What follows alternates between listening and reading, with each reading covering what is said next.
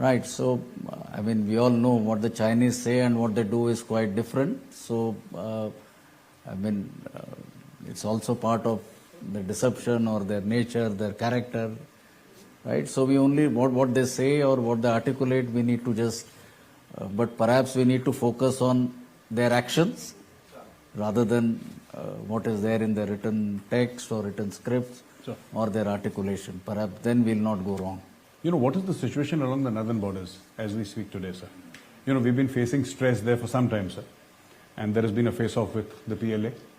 And the Indian Army, of course, acquitted itself wonderfully, sir, most professionally. But what is the real situation along the northern borders, and have we transitioned to a winter posture? Right. So, in a single sentence, if I were to describe, I'll say the situation is stable but unpredictable. Right? And you are aware of the ongoing talks, right, at the political, diplomatic, at the military level, which have been going on between the two sides. You are also aware, because of these talks, we have been able to find resolution in 5 out of the 7 friction points which were on the table. And it is for the next 2 friction points that we are attempting to find resolution. And the 25th round of the WMCC, which took place on 15th October, I think has set the stage. We are looking at the next date for the 17th round.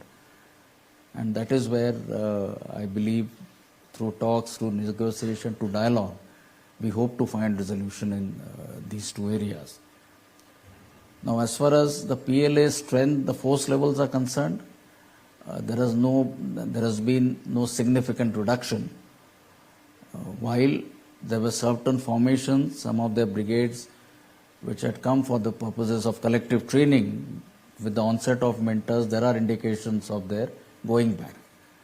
But on the LAC itself, there is no reduction of strength. In terms of infrastructure development, I think that is going on unabated. You have infrastructure in terms of road infrastructure, helipads, the airfield, including the roads right up to the passes. One of the notable developments has been the G695, and you would have read about it, a road or a highway which is running parallel to the LAC, which will give him the ability to not only move forces forward but also switch forces from one sector to another.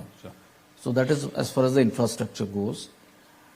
Insofar our preparations are concerned, our transition to the winter posture is currently underway, but we've also made sure that we have adequate forces, adequate reserves to be able to deal with this contingency. But in a larger context, I think we need to very carefully calibrate our actions on the LAC to be able to safeguard both our interests and sensitivities, yet be prepared to deal with all types of contingencies. So that is how I think the current situation on the LAC I would describe.